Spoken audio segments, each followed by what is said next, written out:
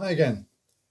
We come to another book on World War II special units, and it's one of the most controversial on the subject.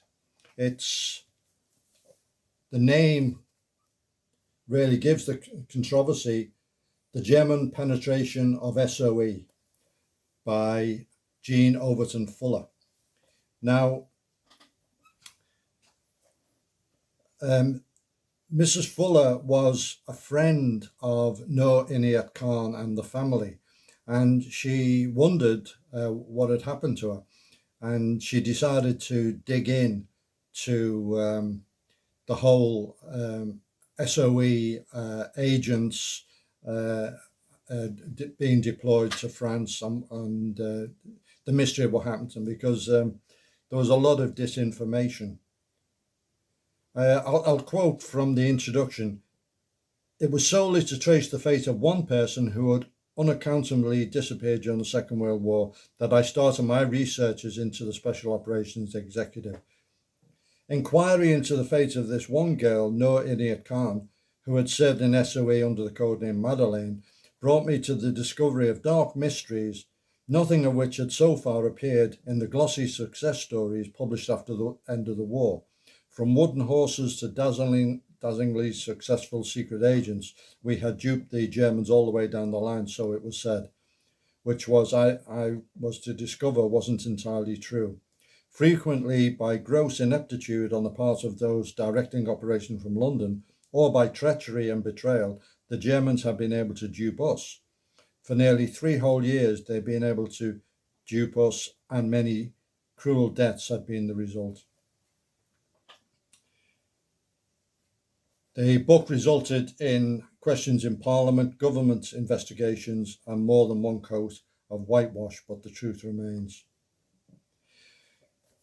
So the core of the book, in a way, is parallels the other book I reviewed, All the King's Men by Robert Marshall, which concerns the activities of Henri Dericourt. Now, just in a nutshell, before World War II, in Paris, Dericourt, who was a pilot, Nicholas Boddington, who was a journalist and who possibly had links with SIS, maybe as a stringer, feeding them information as and when, and Colonel Bommelberg, who was from the German embassy and who was an intelligence officer. And they were friends.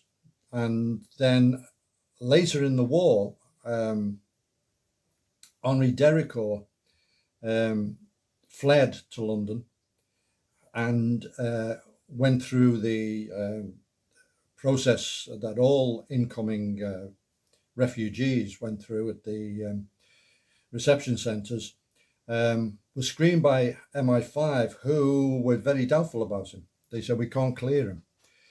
Then he disappeared for a short period of time. And Robert Marshall says that he was in an SIS safe flat being briefed by Claude Dancy.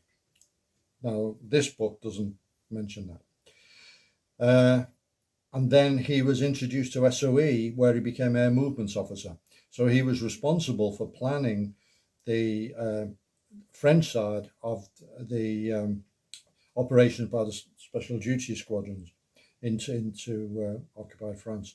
So receiving agents, receiving supplies, dispatching agents, and handling documentation and signals that passed through that hadn't been transmitted by radio, bulky stuff.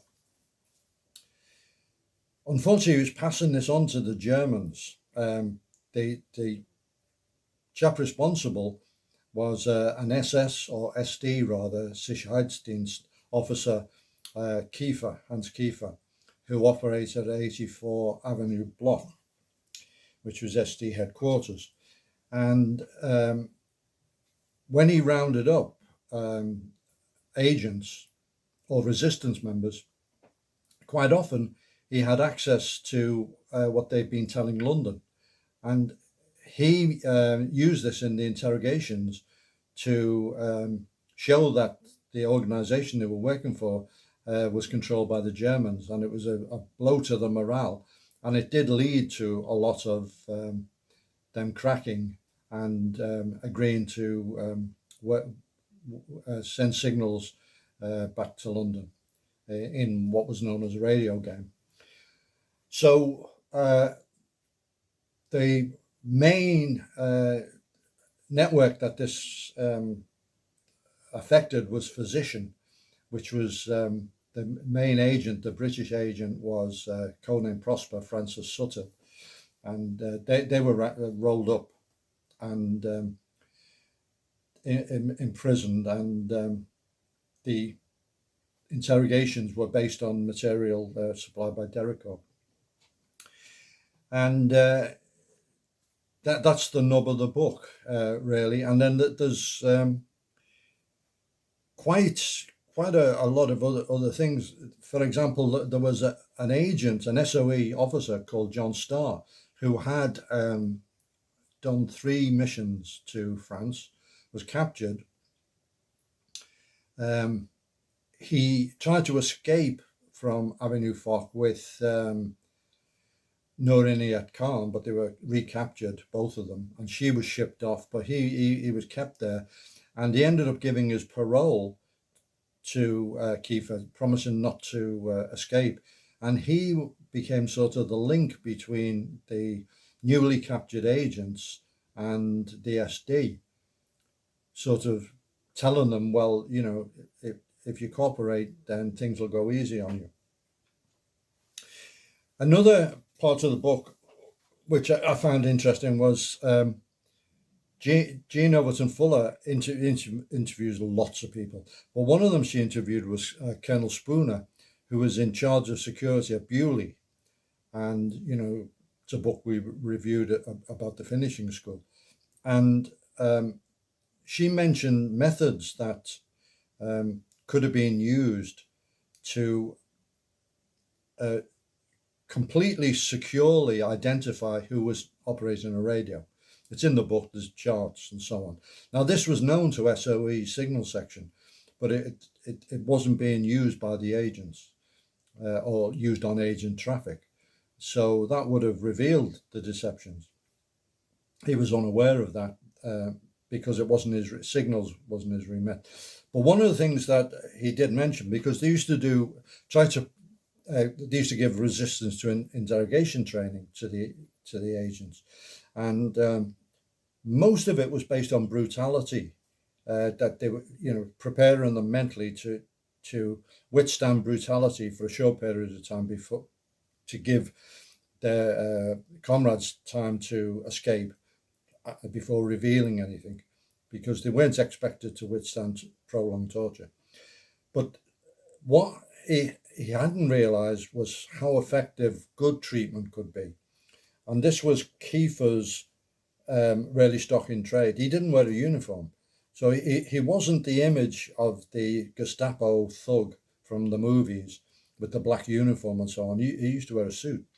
And his assistant, who spoke English and French, Vogt, they used to give the agents food, chocolate, cigarettes and things like this, and treat them civilly.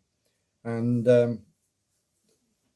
that worked quite a lot. And apparently there was no torture actually carried out at 84 Avenue Foch. Now, it's not to say it wasn't done elsewhere, because it certainly was.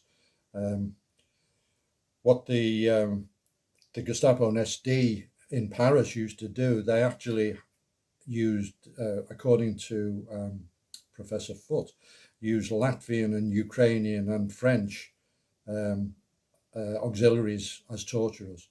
So there was a lot of, and people were tortured to absolutely cruel limits.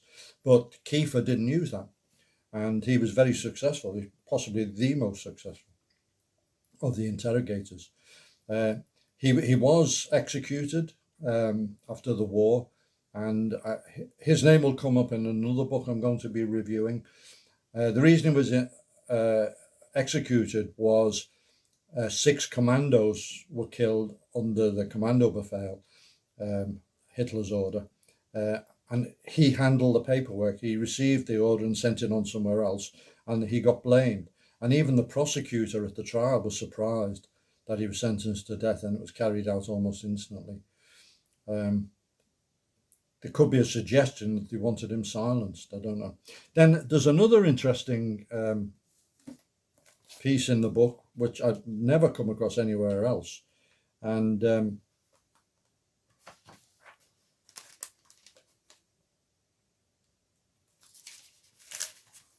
they captured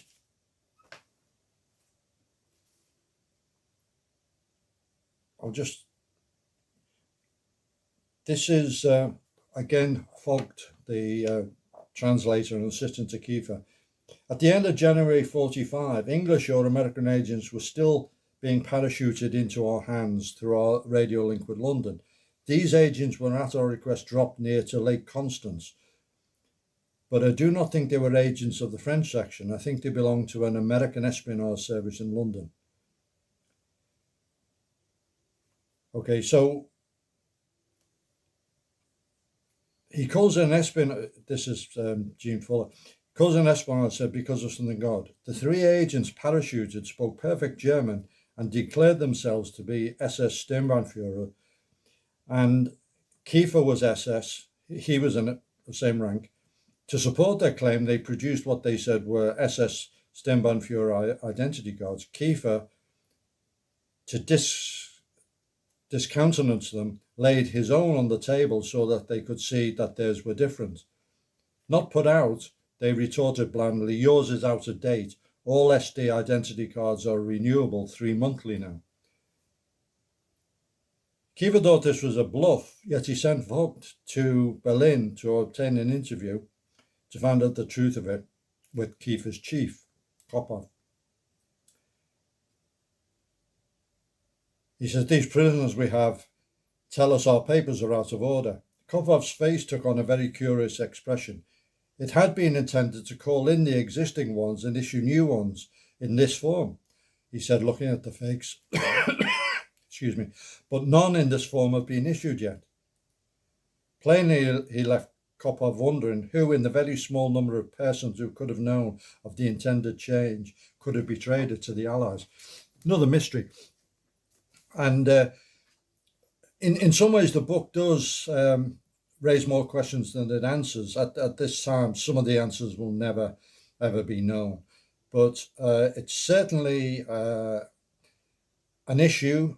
The penetration is an issue that deserves to have been unearthed, discussed, and made public, if only in the memory of the people who were betrayed. And as I say, another book that I will be reviewing carries on with this, and also almost carries on with her work in some ways. But she's written a few books. She's written one specifically on Starr, who he did seem to really be playing some sort of double game, but he was exonerated back in London. So yeah, very, very interesting book.